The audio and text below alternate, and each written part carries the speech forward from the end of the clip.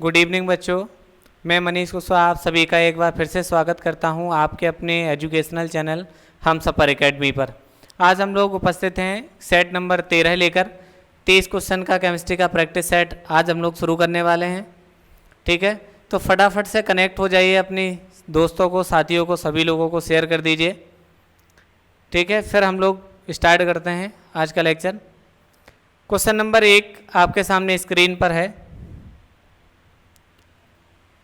CO2 means carbon dioxide, CO2 अणु में carbon परमाणु पर संकरण होता है। यह पूछा है, कार्बन परमाणु पर संकरण क्या होगा यह बताना है। ठीक है, चलिए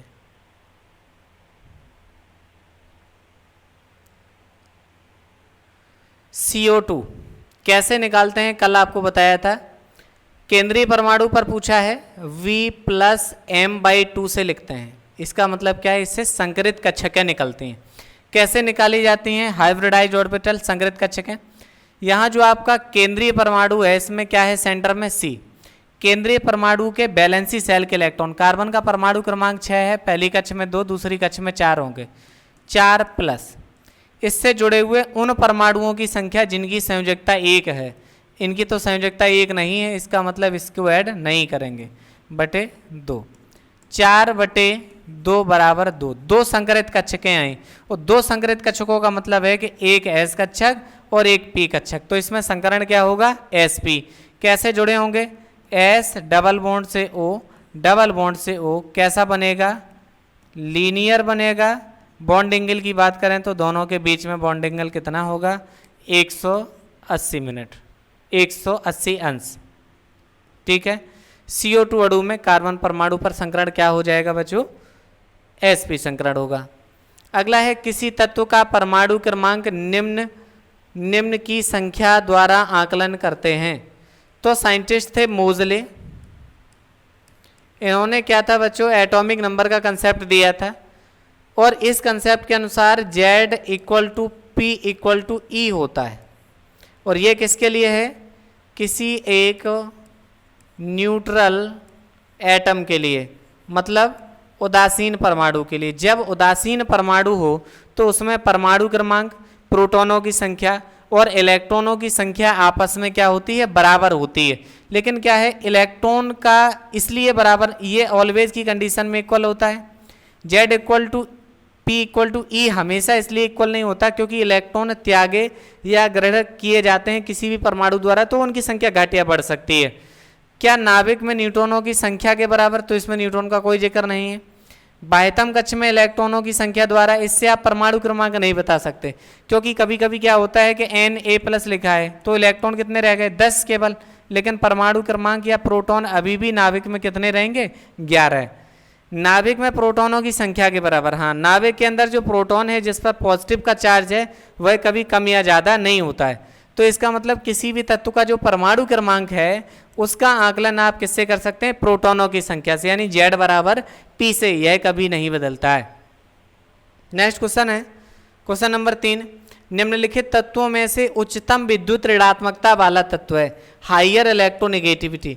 इसको काई से डिनोट किया जाता है।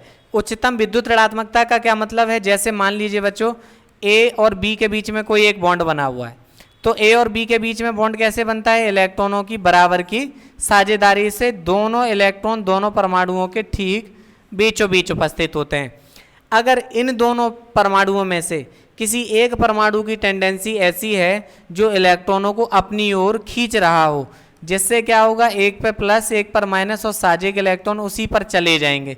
इसका मतलब क्या हुआ, किसी सहसंयोजी बंध में प्रोक्त हुए इलेक्ट्रॉनों को अपनी ओर आकर्षित करने की क्षमता विद्युत ऋणात्मकता यानी इलेक्ट्रोनेगेटिविटी कहलाती है। तो इलेक्ट्रोनेगेटिविटी को डिस्क्राइब करने के लिए पाउलिंग जो साइंटिस्ट थे, इन्होंने एक स्केल दी थी, और पाउलिंग स्केल में 0 से लेकर इन्होंने 4 तक अंक दिए। तो सबसे ज़्यादा, जितना ज़्यादा वैल्यू होगा काई का, मतलब इसका मतलब उसकी इलेक्ट्रोनेगेटिविटी उतनी ज़्यादा। तो पूरी टेबल में सबसे ज़्यादा इलेक्ट्रोनेगेटिव अगर किसी को संज्ञा दी गई है तो वो किसका है, फ्लोरीन सबसे ज़्यादा इलेक्ट्रोनेगेटिव है। बात क्लियर हुई। साझे में प्रयुक्त हुए इलेक्ट्रॉनों को अपनी ओर आकर्षित करने की क्षमता, यही क्या कहलाती है, इलेक्ट्रोनेगेटिविटी। अगला क्वेश्चन है अमोनियम सल्फेट में नाइट्रोजन की प्रतिशत मात्रा होती है। अमोनियम सल्फेट NH4 का ट्वाइस SO4, ये आपका हो गया अमोनियम सल्फेट। अमोनियम सल्फेट में नाइट्रोजन कितने % है यह आपको निकालना है। क्या बताया था, सबसे पहले हम लोग क्या निकालते हैं, अणुभार निकालते हैं। अमोनियम सल्फेट लिखा हुआ है का अणुभार, कैसे निकालेंगे भाई अणुभार, देखिए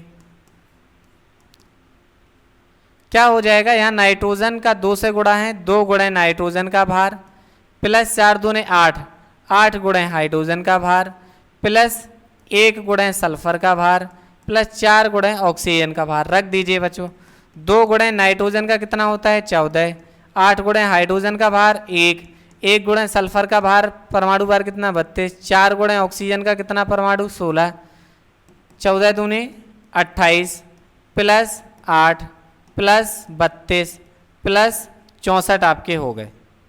ठीक है, तो कितना हो गया 28 और 8 36 प्लस 32 प्लस 64, ऐड कर दीजिए सबको, 4 2 6 और 6 12, 1 7 3 10 और 3 13, कितना हो गया 132। जिसका निकालना हो बच्चों उसी का, जैसे परसेंटेज ऑफ नाइट्रोजन निकालना है, कितना नाइट्रोजन प्रेजेंट है 2 नाइट्रोजन प्रेजेंट है, तो 14 दूने 28 बटे टोटल का अणुभार कहाँ नीचे, परसेंटेज निकालना है इनटू से 100 कर दीजिए।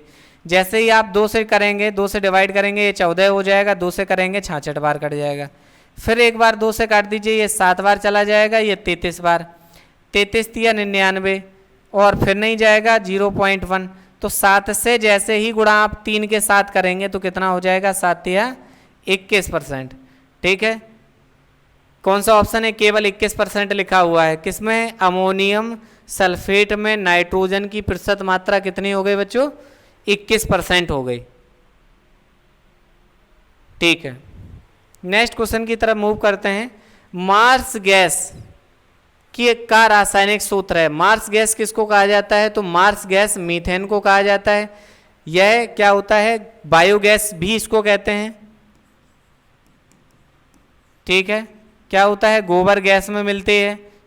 जो मुख्य रासायन होते हैं यानी कि आपसे प्राकृतिक रूप में, यानी पेट्रोलियम वगैरह हो गया, इन सब कच्चे तेलों में भी मीथेन की मात्रा अधिक होती है। क्लोरीन के साथ अभिक्रिया कर ब्लीचिंग पाउडर देता है। निम्न में से ऐसा कौन सा है जो क्लोरीन के साथ अभिक्रिया करके ब्लीचिंग पाउडर देता है बच्चों। ब्लीचिंग पाउडर का फॉर्मूला क्या है, CaOCl2। अगर इसका रासायनिक नाम भी पूछा जाए तो कुछ इस तरीके से लिखा जाता है CaOCl और Cl, दोनों को जैसे ही आप लिखेंगे CaO और Cl2 हो जाएगा। पढ़ेंगे कैसे, कैल्शियम हाइपोक्लोराइड क्लोराइड, और जब ऑक्सीजन के साथ जुड़ा हुआ है तो टा पढ़ते हैं, कैल्शियम हाइपोक्लोराइड क्लोराइड ऐसे लिखा जाएगा। क्लोरीन किसके साथ रिएक्शन करे ये पूछा है। इन ऑप्शंस में से नीचे लिखे हुए हैं किसके साथ रिएक्शन करे कि वह CaOCl2 बना दे। तो देखो बच्चों, यहाँ O लिखा हुआ है, O किस में, इन सभी में आएगा, और उसके साथ क्या बनाएगा Cl2, CaOH का ट्वाइस, यानी कि लाइम वाटर, चूने का पानी। यह अगर इसके साथ रिएक्शन कर जाए तो एक Ca और Cl2 के साथ CaOCl2 और प्लस H2 बचेगा और एक ऑक्सीजन, तो क्या निकल जाएगा H2O। तो यहाँ क्या, लाइम वाटर चूने के पानी के साथ, यानी कि क्लोरीन चूने के पानी के साथ अभिक्रिया कर ब्लीचिंग पाउडर देता है। नेक्स्ट क्वेश्चन है, किसको टीयर गैस कहा जाता है। अश्रु गैस के नाम से किसे जानते हैं, तो क्लोरोपिकरिन,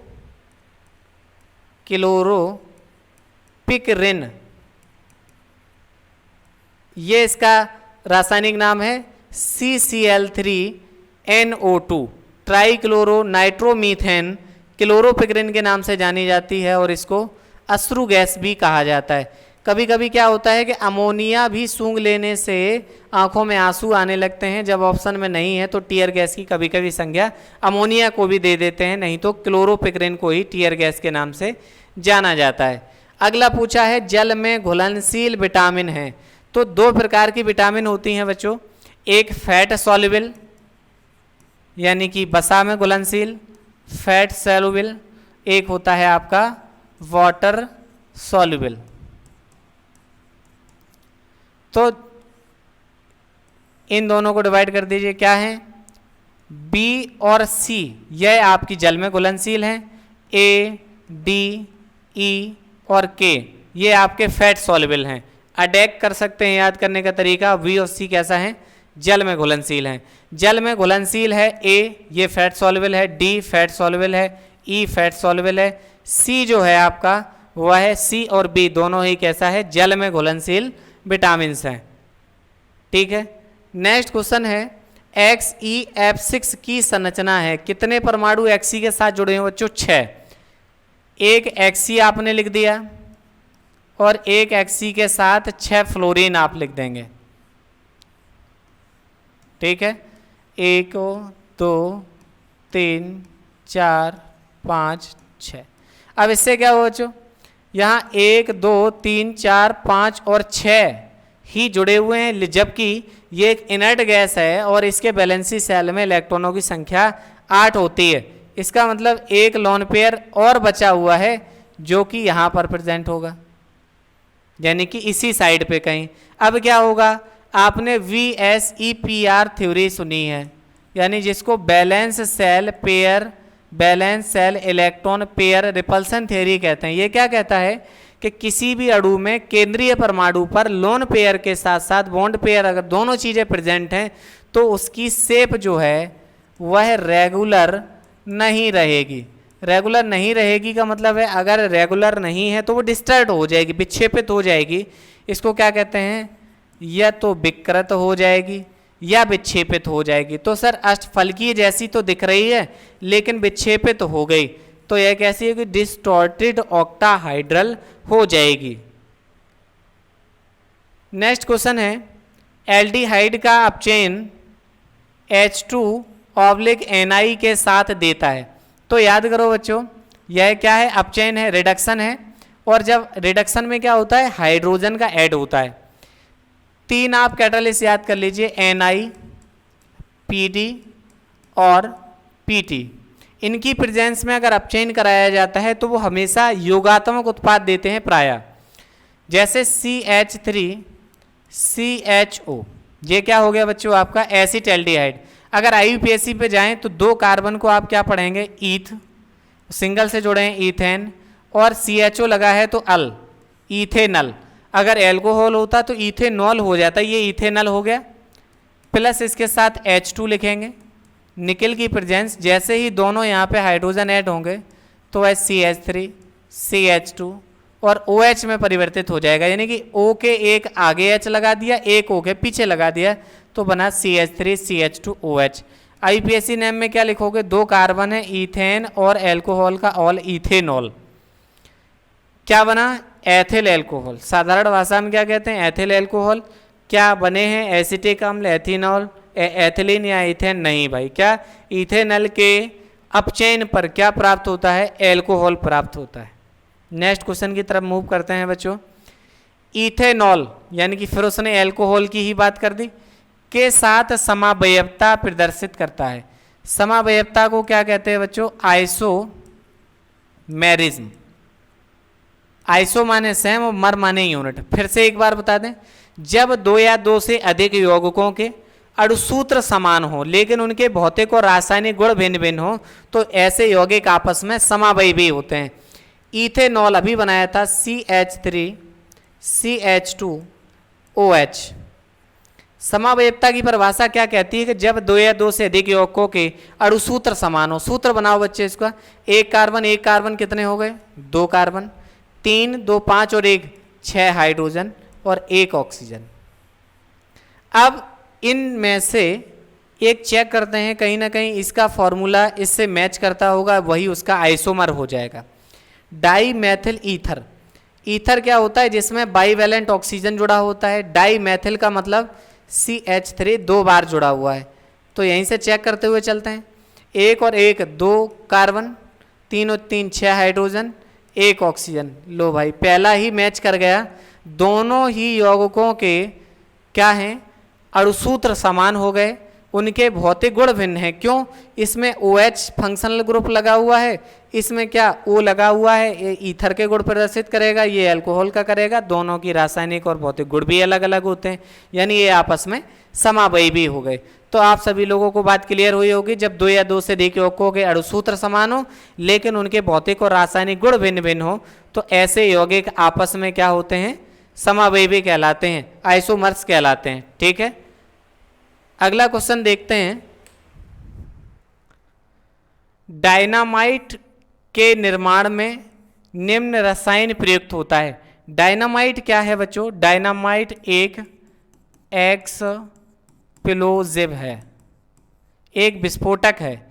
इस विस्फोटक के निर्माण में किस रसायन का प्रयोग करते हैं? ग्लिसरॉल। ग्लिसरॉल क्या होता है? CH2OH, सिंगल बॉन्ड से CHOH, सिंगल बॉन्ड से CH2OH। क्या ग्लिसरॉल प्रयोग होता है? नहीं। अक्सर एक्सप्लोजिव जो होते हैं उनमें एक चीज़ कॉमन होती है, सामान्यता, हमेशा नहीं, उसमें ट्राई जो उसके मॉलिक्यूल्स हैं वो प्रेजेंट होते हैं। तो इसमें डाई लगा हुआ है, ये नहीं है, तो ट्राई वाले अक्सर विस्फोटक होते हैं। जैसे एक एग्जांपल में समझिए, जैसे XeO3 लिखा है तो जीनोन का जो ट्राई ऑक्साइड है ये भी एक विस्फोटक की तरह काम करता है। अगर आप TNT की बात करें, इसका मतलब है ट्राई नाइट्रोटालुइन, ये भी एक विस्फोटक है। ट्राई नाइट्रोफिनॉल TNP, ये भी एक विस्फोटक है। तो बेसिकली जो ट्राई वर्ड लगा होता है वो विस्फोटक है। अब बच्चे दो आपके पास, ग्लिसरॉल ट्राई एसीटेट और ग्लिसरॉल ट्राई नाइट्रेट। तो जो ग्लिसरॉल ट्राई नाइट्रेट है वह आपका डायनामाइट बनाने के काम आता है बच्चों। ये ग्लिसरॉल है, इसी में देखो क्या लिखते हैं, CH2ONO2, CH के साथ ONO2, H हटा दिया है केवल आखिरी, ONO2।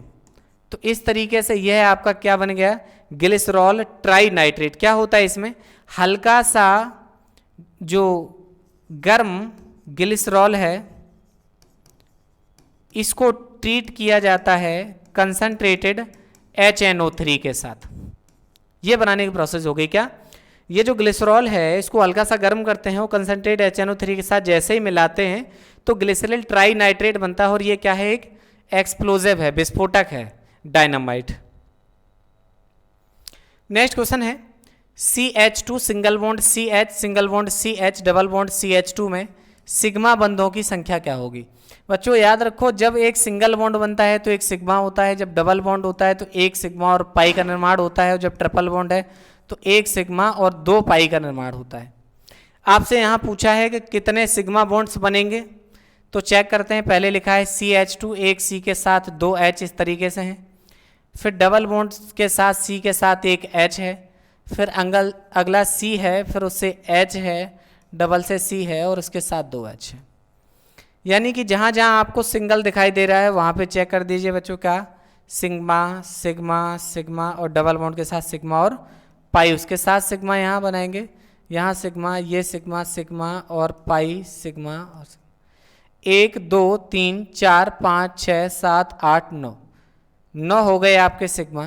और अगर पाई की बात करें तो दो डबल बॉन्ड प्रेजेंट हैं, यानी कि दो पाई हो गए। तो इन्होंने क्या पूछा है, कितने सिग्मा होंगे, तो सिग्मा की संख्या कितनी हो जाएगी बच्चों, 9 हो जाएगी। ठीक है, क्लियर है सब लोगों को बात। ट्रिपल बॉन्ड पर क्या होता है, एक सिग्मा और दो पाई प्रेजेंट होते हैं। ठीक है, नेक्स्ट क्वेश्चन है, निम्नलिखित में इलेक्ट्रॉन स्नेही है। पहचान क्या होती है, इलेक्ट्रॉन चाहने वाला हो, मतलब जिसके पास इलेक्ट्रॉनों की कमी हो, नहीं है पूछा है। तो देखो भाई, NH3 में नाइट्रोजन पहला ही आंसर हो गया। क्यों, नाइट्रोजन के पास दो अतिरिक्त इलेक्ट्रॉन हैं जो बंध बनाने में भाग नहीं ले रहे। यह कैसा हो जाएगा आपका, नाभिक स्नेही। ये क्या चाहेगा कि कोई एक ऐसा नाभिक हमें मिल जाए जो मेरे पास अतिरिक्त इलेक्ट्रॉन है वो वह रख ले। इन्होंने कहा इलेक्ट्रॉन स्नेही नहीं है, ये भी इलेक्ट्रॉन स्नेही है, पॉजिटिव का चार्ज है, पॉजिटिव का चार्ज है, और इसके पास वैलेंसी सेल में केवल 6 इलेक्ट्रॉन प्रेजेंट है। तो जिनका ऑक्टेट कंप्लीट नहीं होता है या जिनके पास प्लस होता है वह सभी क्या होते हैं, इलेक्ट्रॉन स्नेही की तरह काम करते हैं। नेक्स्ट क्वेश्चन है, वह अणु जिसका द्विध्रुव आघूर्ण शून्य नहीं है। देखिए क्या होते हैं, जो डाईपोलर हैं, जैसे Cl2 लिखा है, इसका भी क्या हो जाएगा, 0। CO2 क्या है, C डबल बॉन्ड से O, डबल बॉन्ड से O लीनियर है, कैसा हो जाएगा 0। CCl4 टेट्राहाइडल है, रेगुलर शेप है, कैसा हो जाएगा 0। अब इसमें क्या होगा CHCl3 में डायपोल मूवमेंट का मतलब क्या होता है, mu equal to E into D, यानी कि चार्ज सेपरेशन बराबर रूप से वितरित नहीं होगा। यहाँ C के साथ एक H प्रेजेंट होगी और यहाँ पर Cl इस तरीके से प्रेजेंट होंगे, तो इन सब की डायरेक्शन डिफरेंट होगी। अभी इसमें क्या था CCl4 में, इसमें इधर भी Cl था इस तरीके से, तो इसमें क्या था कि चार्ज जितना इधर जा रहा है उतना ही चार्ज इधर, उतना ही चार्ज इधर, इतना ही चार्ज इधर, चारों तरफ जा रहा था। नेट डायपोल मूवमेंट क्या हो गया था 0। तो आंसर क्या सही हो जाएगा, क्लोरोफॉर्म, जिसमें 0 नहीं होगा। हाइड्रोकार्बनों के वायु में अपूर्ण दहन पर मुख्य कार्बनिक यौगिक बनता है। देखो बच्चों, हाइड्रोकार्बन का कंप्लीट अगर दहन कराया जाए तो समझो एक बनता है कार्बन डाइऑक्साइड और दूसरा बनता है जल। कोई भी हाइड्रोकार्बन हो, हाइड्रोकार्बन की कंडीशन क्या है, हाइड्रोकार्बन को आप कैसे डिफाइन कर सकते हैं, ऐसे कार्बनिक यौगिक जिनमें केवल हाइड्रोजन और कार्बन उपस्थित हो उनको कहते हैं आप हाइड्रोकार्बन। अब इन्होंने कहा कि अपूर्ण दहन पर, तो ये तो बच्चों क्या एग्जाम्पल हो गया कंप्लीट कंबसन का, यानी कि पूर्ण दहन का। पूर्ण दहन पर पूछता है, आंसर आप लिखेंगे कार्बन डाइऑक्साइड और जल। लेकिन उन्होंने क्या कह दिया, अपूर्ण दहन पर। जैसे एक छोटा एग्जाम्पल पूर्ण दहन का एक समझ लीजिए, जैसे CH4 मीथेन को आपने ऑक्सीजन में जलाया तो मीथेन कार्बन डाइऑक्साइड और जल बनाएगी। इसको बैलेंस करने के लिए क्या करेंगे, यहाँ पर 2H2O ले लेंगे, जिससे हाइड्रोजन की संख्या 4 हो गई, यहाँ 4 हो गए, 4 ऑक्सीजन 1 कार्बन बराबर हो गया। अब वो कहता है इनकम्प्लीट पे, मान लीजिए जैसे CH4 है और वह O2 के साथ रिएक्ट करता है, और जब कंप्लीट डिसोसिएशन नहीं होता है तो CH4 प्लस O2 मिलके CO2 प्लस H2O, तो क्या होता है, जब कभी भी इनकम्प्लीट अगर कंबसन होता है तो याद रखना है बच्चों क्या होता है, कार्बन मोनोऑक्साइड बनता है। अब आपको बैलेंस करना है तो यहाँ पर भी क्या करिए, 2 से मल्टीप्लाई कर दीजिए इसके साथ, इसमें भी 2 के साथ मल्टीप्लाई कर दीजिए, और H बैलेंस करने हैं तो आप यहाँ पर क्या कर दीजिए, 8 दूने 16 हो गए आपके, 4 गुणे 4 16 हो गए, 4 कार्बन, 2 यहाँ पर 2 यहाँ पर, और अब आप 7 दूने 14, इसको बैलेंस कर दीजिए, 2 यहाँ पर 2 यहाँ पर और 7 यहाँ पर टोटल। ठीक है, तो क्या बनेगा बच्चों, अगर कंप्लीट डिसोसिएशन होता है, याद कर लो क्या, अगर कोई भी हाइड्रोकार्बन पूर्ण रूप से दहन अगर होता है तो वो कार्बन डाइऑक्साइड और जल बनाएगा, और अगर पूर्ण रूप से दहन नहीं होता है किसी हाइड्रोकार्बन का तो वो कार्बन मोनोऑक्साइड बनाएगा। कभी कभी इस कंडीशन में प्योर कार्बन भी बनता है, जैसे ईथेन का अगर दहन कर दें तो उसमें कार्बन भी आएगा, जो कि ऑप्शन में नहीं है। तो फिलहाल के लिए आंसर क्या है, कार्बन मोनोऑक्साइड। अगर दोनों ऑप्शन साथ में प्रेजेंट है तो ए और बी दोनों सही हो जाएंगे, कार्बन प्लस कार्बन मोनोऑक्साइड। निम्न में जल में अल्प विलेय है, ऐसा कौन सा है जो जल में नहीं घुलता है, तो घुलने की कंडीशन क्या बताई थी आपको, लाइक डिसॉल्व लाइक। इसका मतलब अध्रुवीय विलायक अध्रुवीय में, ध्रुवीय ध्रुवीय के अंदर होगा। इसका मतलब कोई भी इनऑर्गेनिक साल्ट इनऑर्गेनिक के अंदर और ऑर्गेनिक साल्ट ऑर्गेनिक सॉल्वेंट के अंदर घुलेगा। जल कैसा है, अकार्बनिक है, लेकिन है कैसा, ध्रुवीय है, इसका मतलब पोलर है। तो इसमें क्या होगा, 1 2 CH3SH और CH3CH2OH। ये क्या है, घुलने के साथ एक कंडीशन और है इसकी, क्या, H बॉन्डिंग, हाइड्रोजन बॉन्डिंग भी उपस्थित होती है जल के अंदर। इससे क्या होगा, इन सब के अंदर जिसके अंदर हाइड्रोजन बॉन्डिंग हो जाती है उसके साथ अच्छा घुलेगा। याद रखिएगा, मीथेनॉल में घुल जाएगा, इथेनॉल में हाइड्रोजन बॉन्डिंग बनाएगा, इसके साथ हाइड्रोजन बॉन्डिंग बनाएगा। जिसके साथ हाइड्रोजन बॉन्डिंग नहीं बनाएगा उसके साथ होगा आपका लेस सॉल्युबल। बात समझ में आई, जिसके साथ हाइड्रोजन बॉन्डिंग कर लेगा उसके साथ तो घुल जाएगा अच्छे तरीके से, और जिसके साथ नहीं बनाएगा उसके साथ होगा आपका लेस सॉल्युबल। नेक्स्ट क्वेश्चन है, फॉर्मेलिन है, क्या है, फॉर्मेलिन। तो फॉर्मेल्डिहाइड क्या है, फॉर्मेलिन जो है वो फॉर्मेल्डिहाइड का जलीय विलयन है, ये बात तो कंफर्म है, और ये एज ए प्रिजर्वेटिव प्रयोग होता है। परिरक्षक के रूप में। फॉर्मेलिन से क्या होता है बच्चों, जो स्पेसीमेन होते हैं आपके, यानी कि जो जूलॉजी लैब में या बॉटनी में जो स्पेसीमेन रखे जाते हैं उनको प्रिजर्व करने के लिए रखा जाता है। आप देखते हैं उसमें खरगोश या मछली या इस तरीके से उसे डूबे रहते हैं। जूलॉजी लैब में कभी आप जाएंगे तो जो स्पेसीमेन बनाए जाते हैं वो जिसके अंदर मिले होते हैं वो फॉर्मेलिन में डले होते हैं। फॉर्मेलिन क्या है? फॉर्मेलिन फॉर्मेल्डिहाइड का 10% का विलयन है, 20% का विलयन है, 40% का विलयन है, 80% का। अच्छा क्वेश्चन है, कई एग्जाम्स में पूछा गया है। फॉर्मेलिन फॉर्मेल्डिहाइड का 40% का जली विलयन होता है। नेक्स्ट क्वेश्चन है, कैल्शियम एसीटेट अधिक गर्म करने पर देता है। कैल्शियम एसीटेट को अगर हीट किया जाए तो क्या बनाएगा? देखो बच्चों, एसीटेट CH3COOH ये आपका एसिटिक एसिड है, इसका साल्ट जो बनेगा उसका नाम एसीटेट होगा, यानी CH3COO नेगेटिव, इसको आप एसीटेट कहेंगे। कैल्शियम के साथ ऐड करना है, चूंकि कैल्शियम पर होता है 2+, तो हमें माइनस वाले भी क्या चाहिए? 2 चाहिए। लीजिए इस तरीके से। अब आपसे पूछा जाए कैल्शियम एसीटेट जो बना हुआ है वह क्या कर रहा है? इसको हीट किया है, ठीक है, कैल्शियम एसीटेट को हीट किया है, लो ऐसे जोड़ दिया। अब जैसे ही इसको गर्म करते हैं तो इस तरीके से यहाँ से CaCO3 हट जाता है बच्चों। CaCO3 बचा क्या है? यहाँ से बचा CH3, बीच में बचा CO और नीचे बचा CH3। अलग अलग कर दी, CH3 CH3CO, CH3 CH3CO। इसी को क्या कहा जाता है? एसीटोन, ठीक है। प्रोपेनॉन इसका आईपीएसी नाम होता है। तो एसीटोन और CaCO3। लीजिए भाई, कैल्शियम एसीटेट को गर्म किया जाए तो एसीटोन और CaCO3 बनता है। नेक्स्ट क्वेश्चन की तरफ मूव करते हैं। एक प्रथम कोटि की अभिक्रिया की दर स्थिरांक K की वैल्यू ये है कि अर्धायु बताइए। देखो बच्चों, फर्स्ट ऑर्डर रिएक्शन है, rate constant K equal to होता है 0.6932 डिवाइड बाई T½ यहाँ पर K की वैल्यू दे रखी है, T½ पूछा है तो T½ बराबर लगाएंगे 0.6932 डिवाइड बाई K हो जाएगा। आइए यहाँ से सॉल्व करते हैं। T½ equal to 0.6932 divide by K की वैल्यू रख देंगे 5.5 इंटू 10⁻⁻14, ठीक है। अब इसको सॉल्व करते हैं, ये पावर ऊपर ले जाइए, 10 पे पावर प्लस की 14 हो गई। इसको एक अंक और लिख लीजिए 6.932 ऐसे लिख दीजिए, तो 10⁻, क्या हो जाएगा? 1 माइनस ऐसे हो जाएगी, माइनस हो गई 1 अपॉन 5.5। 5.5 को जैसे ही 6.9 के साथ डिवाइड करेंगे 1 पॉइंट समथिंग कुछ आंसर जाएगा। 10 पे पावर 14 से 1 माइनस करेंगे तो 10 पे पावर 13 रह जाएंगी।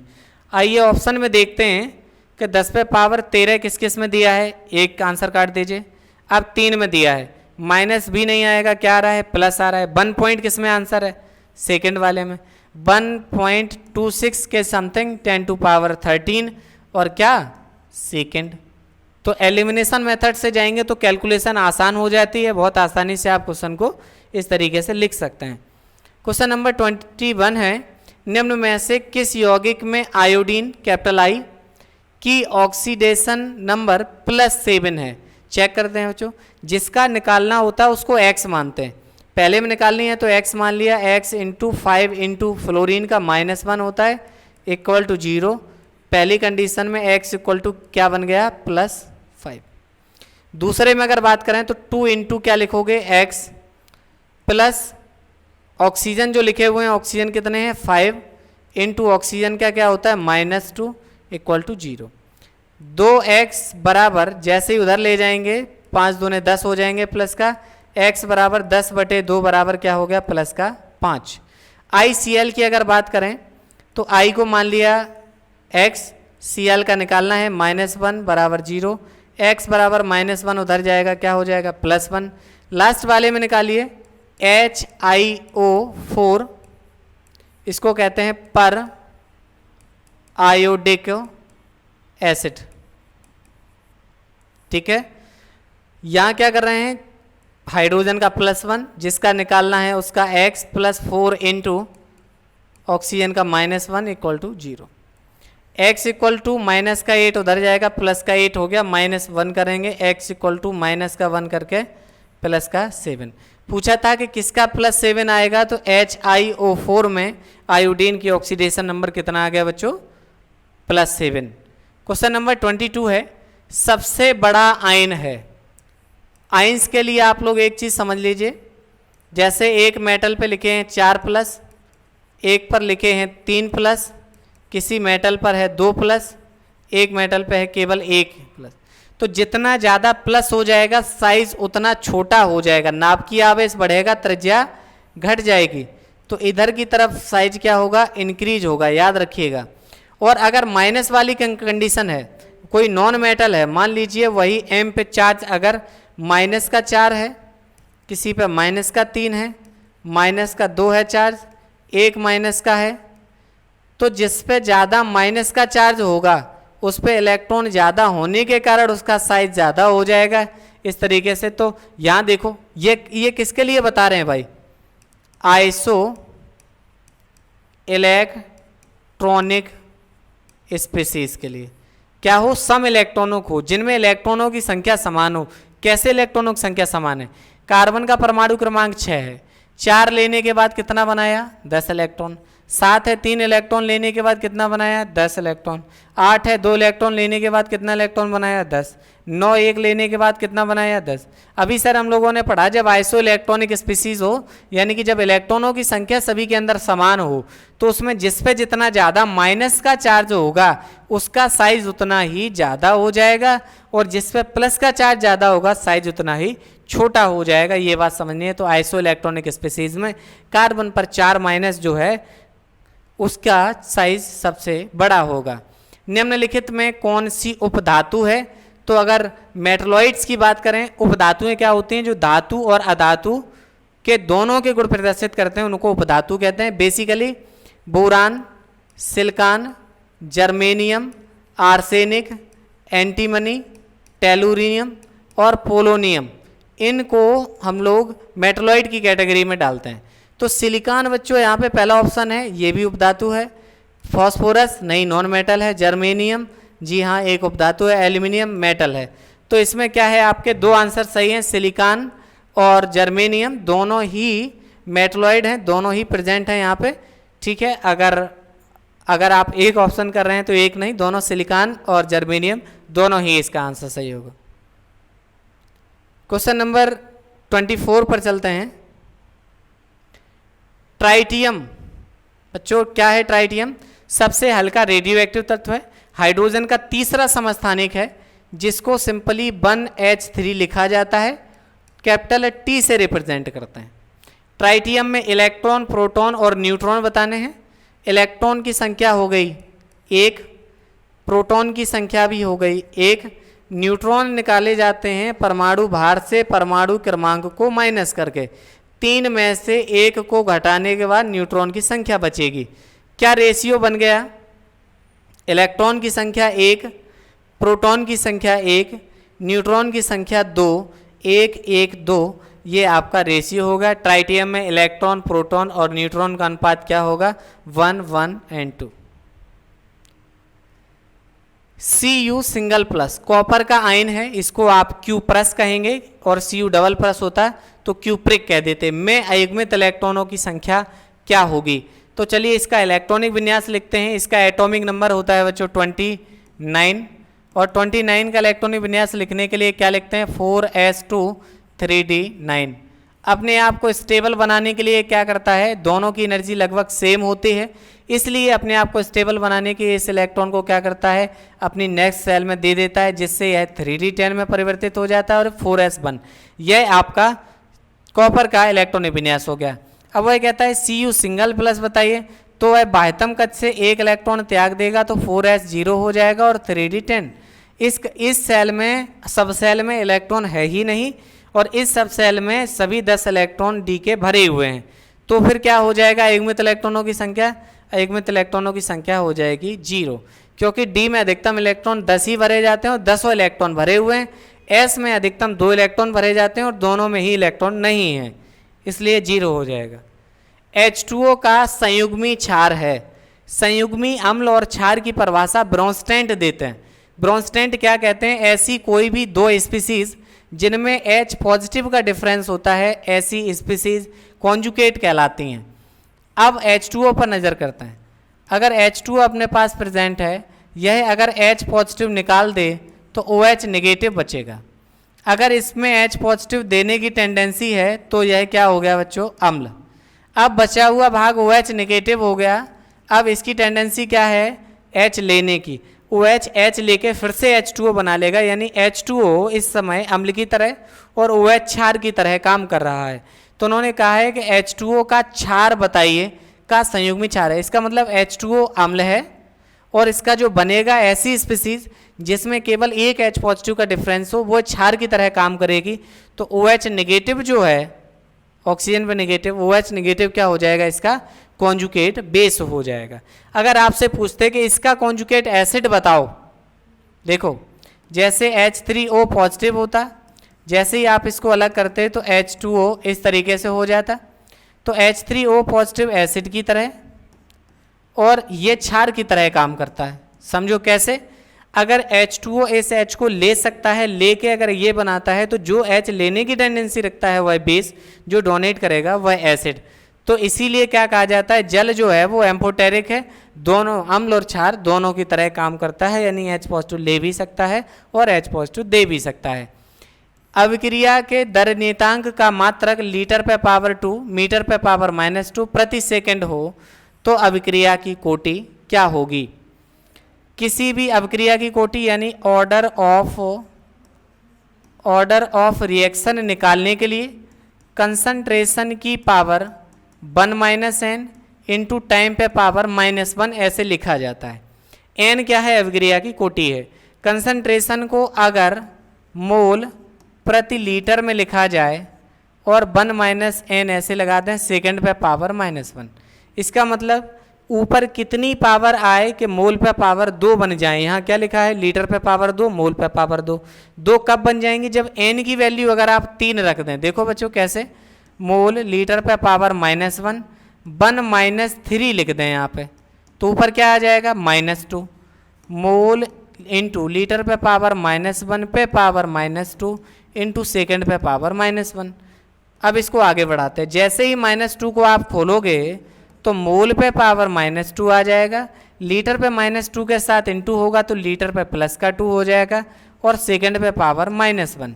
यही आपसे पूछा है कि लीटर पे पावर 2, मोल पे पावर -2, सेकंड पे पावर -1 किस अभिक्रिया की कोटि का यूनिट है? तो ऑर्डर ऑफ रिएक्शन उसके लिए क्या हो जाएगा? थर्ड। ये बेसिक ट्रिक है कि किसी भी अभिक्रिया की कोटि निकालने के लिए सांद्रता की पावर 1 - n और सेकंड पे पावर या समय पावर -1 लिख दें तो आप ऑर्डर ऑफ रिएक्शन निकाल सकते हैं। अगला क्वेश्चन सॉल्यूशन से है। 7.1 ग्राम Na2SO4 यानी सोडियम सल्फेट के 1000 ml जल में बने हुए विलयन की मोलरता क्या होगी? देखो बच्चों, मोलरता बराबर क्या होता है? फॉर्मूला पहले लिखते हैं फिर उसके बाद अणुभार। मोलरता निकालने के लिए मोलों की संख्या जब 1 लीटर आयतन में घुली होती है तो ये क्या हो जाती है? मोलरता, मोलरिटी होती है। अब नंबर ऑफ मोल्स कैसे निकाले जाते हैं? मास अपॉन मोलर मास, यानी कि भार बटे अणुभार बटे आयतन लीटर में। एक कितना दिया है? 100 ml, बनाना कितना है? 1 लीटर, 1000 से भाग लगा दिए। अब लिखते हैं भार इसका कितना है? 7.1 दिया है। अब इसका अणुभार और निकाल लीजिए। 23 होता है आपके सोडियम का, 2 सोडियम प्रेजेंट हैं, प्लस सल्फर का 32 प्लस 16 चौको 64, 23 दूने 46 प्लस 132 प्लस 64, 4 2 6 और 6 12, 7 3 10 और 4 14, 142 हो गया इसका अणुभार। यहाँ लिखेंगे बटे, यहाँ से इसको कट कर दीजिए, क्या हो जाएगा? 1/10। फर्स्ट और फोर्थ का इंटू कर दीजिए, क्या बन जाएगा? 71 डिवाइड बाई 142। किससे कट जाएगा? 2 बार, 1/2। 1/2 का मतलब क्या हो गया? 0.5 लिख सकते हैं। 0.5 मोलर सॉल्यूशन बन गया। इन्होंने पूछा 2 मोलर का, 1 मोलर का, 0.05 का या 0.5 का, तो 0.5 मोलर इसका आंसर आ जाएगा। बहुत ही सिंपल है, नंबर ऑफ मोल्स को डिवाइड करना है वॉल्यूम के अंदर। अगर आपसे मोलरता ना पूछ के मोललता अगर पूछ देता तब आप क्या करते, number of moles dissolve in volume ना लिख के आप यहाँ सॉल्वेंट का वेट लिखते जो कि किलोग्राम में लिखा जाता है। अगला क्वेश्चन है क्वेश्चन नंबर 29। Cl3CH2CHO वाले यौगिक का IUPAC नेम पूछा है। लिखते हैं एक CH2 है, इसके साथ एक यहाँ C मिसप्रिंट हो गया बच्चों, ऐसे लिखा जाएगा एक C, और उसके साथ यहाँ पर आप लिखिए 3 Cl, CCl3 फिर CH2 उसके बाद CHO। अब आपसे अगर नाम पूछता है तो कैसे लिखेंगे, यहाँ से नंबरिंग स्टार्ट करते हैं 1 2 और 3। तीसरी पोजीशन पर 3 क्लोरीन प्रेजेंट है, ऐसे लिखेंगे 3,3,3 ट्राई क्लोरो। फिर उसके बाद 3 कार्बन की लंबी चेन है, प्रोप बोलेंगे PROP और N प्रोपेन, सभी सिंगल से, और CHO ग्रुप लगा है इसमें अल लगाते हैं तो 3,3 ट्राई क्लोरो प्रोपेनल, पहला ही ऑप्शन लिखा हुआ है 3,3 try chloro propanal. Next question की तरफ बढ़ते हैं। सोडियम एसीटेट को NaOH के साथ गर्म करने पर प्राप्त होगी। सोडियम एसीटेट CH3COONA, ये सोडियम और ये एसीटेट हो गया एसिड का बचा हुआ ग्रुप। अब इसे क्या करेंगे, कह रहे हैं NaOH के साथ गर्म करते हैं। जैसे ही NaOH के साथ मिलाते हैं तो यहाँ से क्या होता है बच्चों, यह है Na2CO3 बनाकर हट जाता है,